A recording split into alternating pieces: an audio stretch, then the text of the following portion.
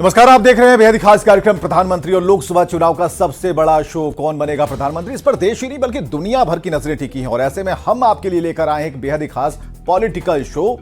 और यहां हम आपको अलग अलग 4 सेगमेंट में खबरें दिखाते हैं। सियासत से सबसे जुड़ी हुई बड़ी खबर से इसकी शुरुआत करेंगे। नेताओं के बवाली बयान इसमें होंगे, सियासत से जुड़ी वायरल तस्वीरें होंगी, आखिर में फटाफट अंदाज में चुनावी चौबीसा होगा। चलिए शुरू करते हैं आज का शो। लेकिन सबसे पहले बड़ी खबर जो है पटना से है, जहां लैंड फॉर जॉब केस में आरजेडी अध्यक्ष लालू प्रसाद की मुश्किलें बढ़ गई हैं। केंद्रीय जांच एजेंसी ईडी ने लालू प्रसाद से आज लंबी पूछताछ की और इस केस में तेजस्वी यादव से भी पूछताछ होनी है। और आपको यह बताएं कि दिल्ली से जांच अधिकारियों की टीम लालू फैमिली से पूछताछ करने पटना पहुंच चुकी है। और रेलवे में नौकरी के बदले जमीन अपने नाम लिखवाने का यह मामला साल 2024 से 2004 से 2009 के बीच का है, जब लालू प्रसाद तत्कालीन यूपीए सरकार में रेल मंत्री थे।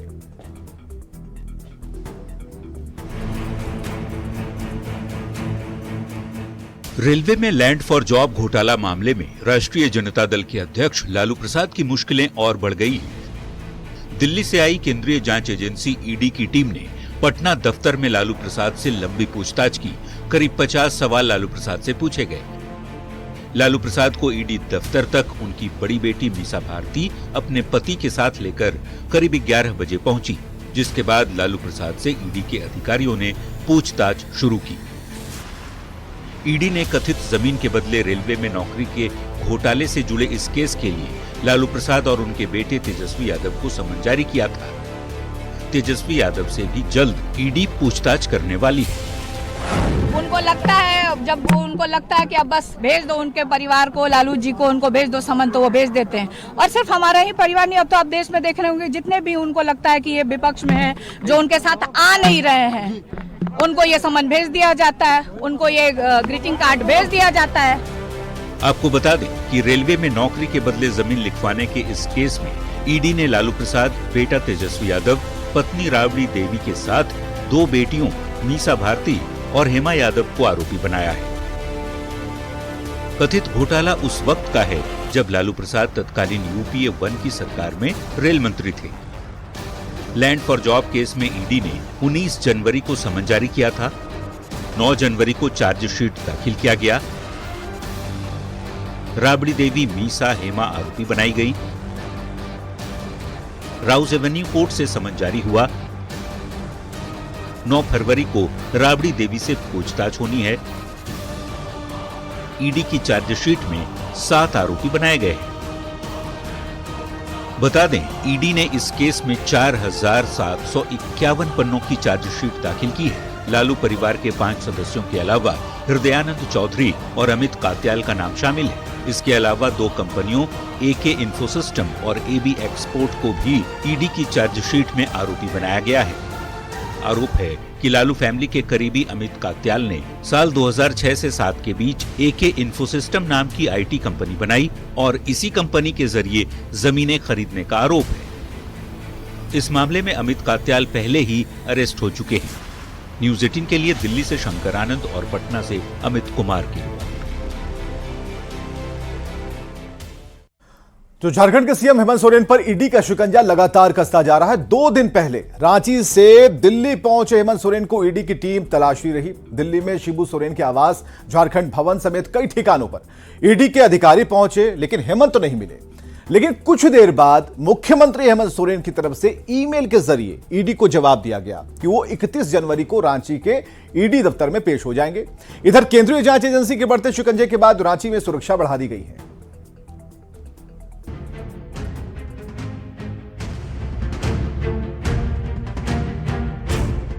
प्रवर्तन निदेशालय यानी ईडी की टीम एक और जहां पटना में लैंड फॉर जॉब स्कैम में लालू फैमिली से पूछताछ कर रही है, तो वहीं ईडी की टीम दिल्ली में झारखंड के सीएम हेमंत सोरेन से जमीन घोटाले के मामले में पूछताछ के लिए सोमवार को लगातार घूमती रही। काफी देर बाद सीएम की ओर से ईडी को ईमेल किया गया, जिसमें 31 जनवरी को केंद्रीय जांच एजेंसी के समक्ष पेश होने की बात कही गई। ईडी की दबिश लगातार जारी है। ईडी ने सीएम को समन जारी किया। 29 या 31 जनवरी को ईडी ने समय मांगा।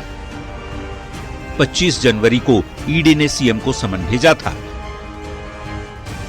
तारीख नहीं बताने पर किसी भी दिन पूछताछ संभव है, ऐसे कयास लगाए जा रहे थे। जमीन घोटाले में सीएम से ईडी पूछताछ कर रही है। 20 जनवरी को 7 घंटे से ज्यादा पूछताछ की गई थी। वैसे मुख्यमंत्री हेमंत सोरेन पर केंद्रीय जांच एजेंसी ने शिकंजा क्यों कसा है, तो उसकी वजह क्या है, मामला क्या है, वो भी एक बार समझ लीजिए। दरअसल रांची में बड़गाई अंचल की जमीन से यह पूरा मामला जुड़ा है। बरियातू में 8.46 एकड़ जमीन को लेकर पूछताछ हो रही है। जमीन पर कब्जा और खरीद की जानकारी नहीं देने का आरोप है। तत्कालीन राजस्व उप निरीक्षक के घर पर छापा पड़ा था। छापेमारी में सरकारी जमीन के दस्तावेज जब्त हुए थे। मुख्यमंत्री हेमंत सोरेन को अब तक ईडी की ओर से 10 समन जारी किए जा चुके हैं। कब कब सीएम को ईडी की ओर से समन भेजा गया, वो घटनाक्रम भी जरा जान लीजिए। सबसे पहला समन 14 अगस्त 2023 को भेजा गया। 24 अगस्त को दूसरा समन भेजा गया। 9 सितंबर को तीसरा समन, चौथा समन। 5 अक्टूबर को 5वीं बार समन भेजा गया। तो 12 दिसंबर को छठा समन भेजा गया, जबकि 29 दिसंबर को 7वां, 13 जनवरी 2024 को 8वां समन और फिर इसी महीने की 27 जनवरी को 9वां समन भेजा गया। 10वें समन में 31 जनवरी तक का समय सीएम हेमंत सोरेन को दिया गया है। मुख्यमंत्री हेमंत सोरेन से ईडी की पूछताछ को लेकर जेएमएम पार्टी कार्यकर्ताओं में बेहद आक्रोश है। पार्टी की ओर से पूरे झारखंड में आक्रोश मार्च निकाला जा रहा है, जिसके मद्देनजर राजधानी रांची की सुरक्षा व्यवस्था बढ़ा दी गई है। न्यूज़ 18 के लिए दिल्ली से शंकर आनंद और रांची से दिवाकर तिवारी की रिपोर्ट। तो बिहार के डिप्टी सीएम और बिहार बीजेपी के प्रदेश अध्यक्ष सम्राट चौधरी ने आरोप लगाया कि सरकार में रहते हुए आरजेडी की तरफ से जनता दल यूनाइटेड को तोड़ने की कोशिश हो रही थी। एक दिन पहले तेजस्वी यादव ने भी 2024 में जेडीयू के खत्म होने की भविष्यवाणी की थी और सवाल है कि क्या सच में जेडीयू को तोड़ा जा रहा था।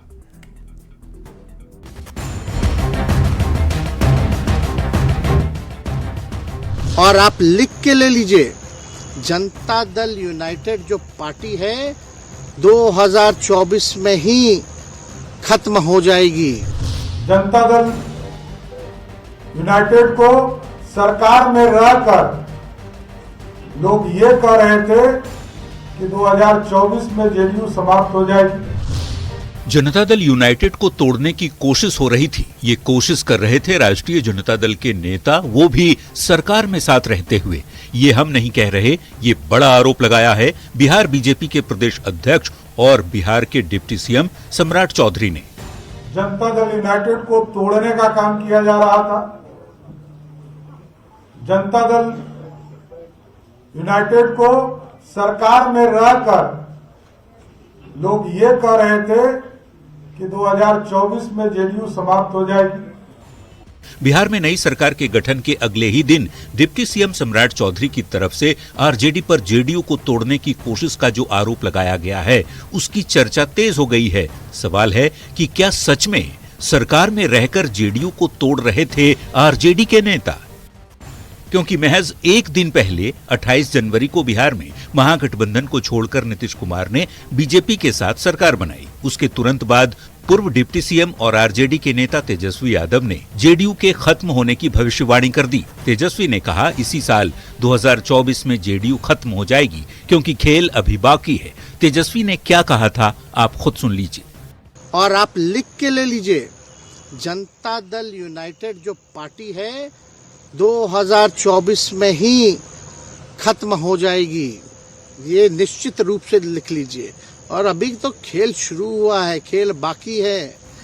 जेडीयू के टूटने की भविष्यवाणी तब से की जा रही है जब अगस्त 2022 में नीतीश कुमार बीजेपी को छोड़कर आरजेडी के साथ चले गए थे। लेकिन पिछले महीने ये चर्चा बहुत ज्यादा तेज हो गई। बीजेपी नेताओं ने आरोप लगाया कि लालू प्रसाद ललन सिंह के जरिए जेडीयू को तोड़ने की कोशिश कर रहे हैं। इस तरह की कायसबाजी के बाद ललन सिंह को अध्यक्ष का पद छोड़ना पड़ा और नीतीश कुमार खुद जेडीयू के अध्यक्ष बन गए। सवाल है कि क्या उस वक्त भी जेडीयू को तोड़ने की कोशिश का जो आरोप लगा था वो सच था, और क्या इसी वजह से नीतीश और लालू के संबंध खराब हुए और गठबंधन टूट गया? Bureau report, news 18। चलिए देखते हैं बयान बवाली नेताओं के वैसे बयान जिस पर मचा है सियासी घमासान।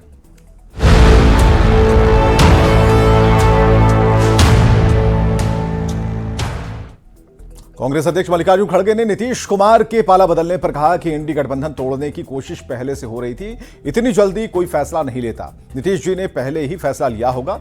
नीतीश जी ने हमें और लालू प्रसाद जी को अंधेरे में रखा। इंडिया गठबंधन तोड़ने के लिए कोशिश पहले से चली थी, ये आज उजागर हो गया। जब क्योंकि इतनी जल्दी कोई भी डिसीजन नहीं लेता, जो एक दिन दो दिन में ही होने वाला है। पहले ही वो बात किए होंगे, पहले ही कंडीशन रखा होगा, तभी तो ये हो गया यार। तो ये जो है आज तक हमको डार्क में रखे और इवन लालू प्रसाद जी को भी डार्क में रखे, और सडनली उन्होंने अपना डिसीजन बोल दिया। डिसीजन तो पहले ही तैयार कर लिया था। तो ये हमको तो लग रहा था 5 दिन पहले ही मेरे को लालू प्रसाद ने कहा था ये तो छोड़ के चले जाएगा, लेकिन अपने को अपनी तैयारी करना है, हम लड़ते रहेंगे। सीएम हेमंत के खिलाफ जारी ईडी की कार्रवाई को लेकर कांग्रेस विधायक इरफान अंसारी ने भी केंद्र सरकार पर हमला बोला और खुद को सीएम का हनुमान बता दिया। उन्होंने कहा कि वो सीएम का समर्थन करने के लिए रांची जा रहे हैं और अगर जरूरत पड़ी तो दिल्ली जाने से पीछे नहीं हटेंगे। कि मुख्यमंत्री जी को दिल्ली में अभी ईडी ने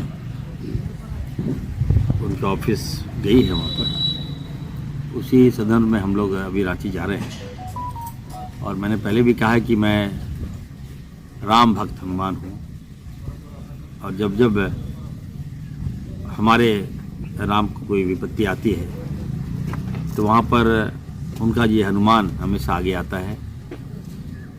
मैं रांची जा रहा हूँ, अगर जरूरत पड़ेगी तो दिल्ली भी जाऊंगा। और अब ऐसी तस्वीरें जो सियासत के लिहाज से सोशल मीडिया पर वायरल हैं।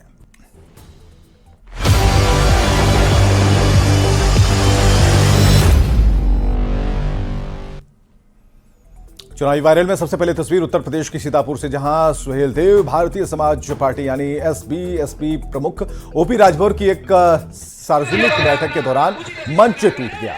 राजभर के साथ पीछे की पंक्ति में बैठे लोग धड़ाम से नीचे गिर गए और ये तस्वीरें वायरल हो रही हैं। तो राजभर की सभा में मंच ही टूट गया, आगे वाले लोग बैठे रह गए, पीछे वाले लोग समा गए।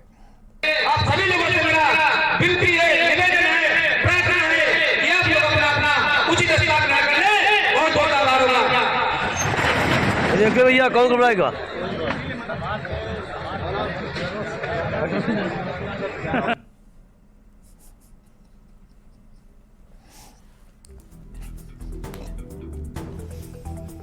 उत्तर प्रदेश के मुख्यमंत्री योगी आदित्यनाथ ने गोरखनाथ मंदिर में जनता दर्शन में लोगों की समस्याएं सुनी और इसके समाधान के लिए अधिकारियों को निर्देश दिए। और ये निर्देशित करती हुई जो तस्वीरें हैं ये सोशल मीडिया पर वायरल हैं। तो मंदिर में सीएम योगी आदित्यनाथ का जनता दरबार और मंदिर में जनता दरबार लगाकर लोगों की फरियाद सुनते हुए सीएम योगी आदित्यनाथ, और लोगों ने अपनी शिकायतें लिखकर लाई थी और सभी के उस पत्र को उन्होंने देखा और उसके बाद अधिकारियों को सौंपते गए ताकि उस पर उचित कार्रवाई हो सके।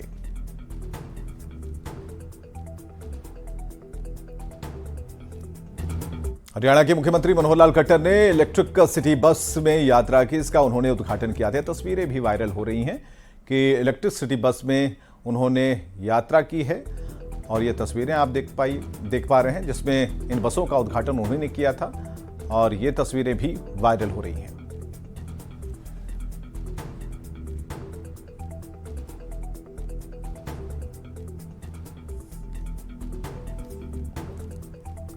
पानीपत से ये तस्वीरें जहां सीएम खट्टर ने इलेक्ट्रिक बस की सवारी की।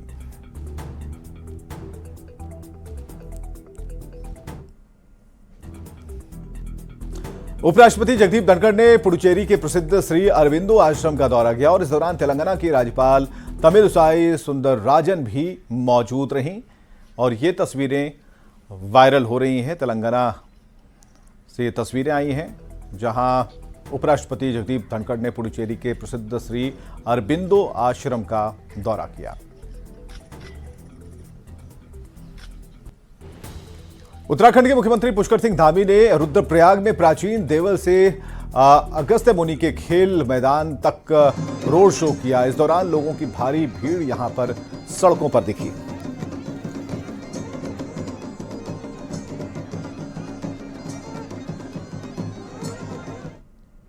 और देखते हैं चुनावी चौबीसा।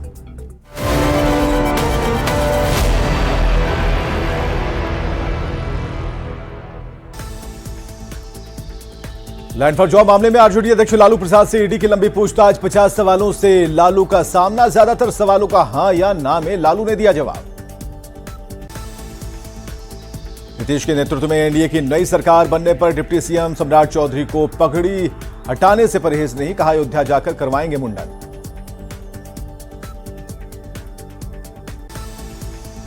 बेतिया में 4 फरवरी को होने वाले प्रधानमंत्री मोदी के कार्यक्रम में शामिल होंगे सीएम नीतीश। उप मुख्यमंत्री सम्राट चौधरी और विजय सिन्हा रहेंगे मौजूद। बिहार की 6 राज्यसभा सीट समेत देश की 56 सीट पर 27 फरवरी को वोटिंग। मनोज झा, सुशील मोदी समेत 6 सांसद का अप्रैल में खत्म हो रहा कार्यकाल। 5 फरवरी से नहीं होगा बिहार विधानमंडल का बजट सत्र। नीतीश कैबिनेट की पहली बैठक में बढ़ाई गई तारीख।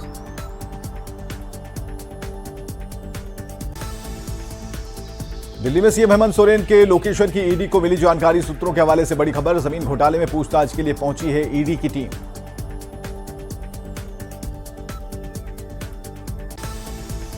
इकतीस जनवरी को ईडी ऑफिस में हाजिर होंगे सीएम हेमंत सोरेन। सूत्रों के हवाले से बड़ी खबर। ईमेल के जरिए दोपहर 1 बजे पहुंचने की दी जानकारी।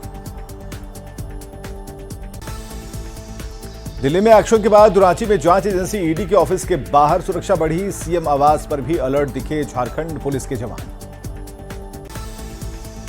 पलामू में बाबा बागेश्वर के कार्यक्रम को झारखंड हाई कोर्ट ने दी मंजूरी। 10 से 15 फरवरी के बीच होगा पंडित धीरेन्द्र शास्त्री का कार्यक्रम। भारत जोड़ो न्याय यात्रा के तहत किशनगंज पहुंचे राहुल गांधी। संगीत के साथ किया स्वागत। एसएससी पेपर लीक मामले में बीजेपी ने छात्रों का भविष्य बेचने का लगाया आरोप। जेएमएम और कांग्रेस का दावा, दोषियों को कड़ी सजा दिलाएगी सरकार। नीतीश के एनडीए में आने के बाद इंडिया अलायंस के सारे समीकरण ध्वस्त। 2024 के बीजेपी के मिशन में नीतीश कुमार फिट। नई सरकार बनते ही पटना में पोस्टर वार शुरू। एक पोस्टर में लालू परिवार पर निशाना, दूसरे में सीएम नीतीश पर कटाक्ष। एनडीए सरकार बनने के बाद आरजेडी के खिलाफ पहला एक्शन। विधानसभा अध्यक्ष अवध बिहारी चौधरी को पद से हटाने के लिए बीजेपी विधायकों ने दिया अविश्वास प्रस्ताव का नोटिस। अयोध्या पहुंचे सीएम योगी ने रामलला का लिया आशीर्वाद। अधिकारियों के साथ की व्यवस्था की समीक्षा। श्रद्धालुओं को सुगमता से दर्शन कराने का निर्देश। पीएम मोदी ने छात्रों, शिक्षकों और अभिभावकों से की परीक्षा पे चर्चा। छात्रों को दिया मंत्र, कहा लिखने की आदत डालें, पहले पेपर पढ़ें फिर स्ट्रेटेजी बनाएं। ज्ञानवापी परिसर के कथित शिवलिंग का सर्वे कराने की मांग। हिंदू पक्ष ने सुप्रीम कोर्ट में दाखिल की याचिका। सभी तहखानों को भी खुलवाने की मांग की। मथुरा की शाही ईदगाह मस्जिद में सर्वे पर अप्रैल तक रोक बरकरार। सुप्रीम कोर्ट ने सभी पक्षों से मांगा जवाब। अप्रैल के पहले हफ्ते में अगली सुनवाई।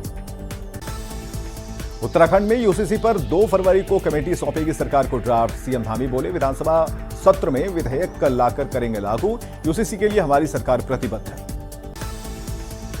हनुमान बेलीवाल की तरह कांग्रेस विधायक मुकेश भाकर को भी जान का खतरा। आधुनिक हथियारों के साथ क्यूआरटी के जवान तैनात।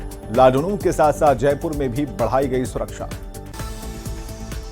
राज्यसभा की 56 सीटों पर चुनाव का ऐलान। 27 फरवरी को होगी वोटिंग। एमपी की 5 तो छत्तीसगढ़ की 1 सीट हो रही खाली। दिल्ली दौरे पर मध्य प्रदेश के सीएम डॉक्टर मोहन यादव, केंद्रीय मंत्री पीयूष गोयल से की मुलाकात। भोपाल में आपस में भिड़े कांग्रेस नेता, एक दूसरे पर फेंकी कुर्सियां। दिग्विजय सिंह की बात को लेकर हुआ था विवाद। छत्तीसगढ़ में कांग्रेस सरकार में हुए घोटालों पर 4 और केस दर्ज। डीएमएफ फंड घोटाले और चावल घोटाले में दर्ज हुई एफआईआर। अधिकारियों, नेताओं और कारोबारियों के नाम। खबरें लगातार जारी हैं, बने रहिए हमारे साथ।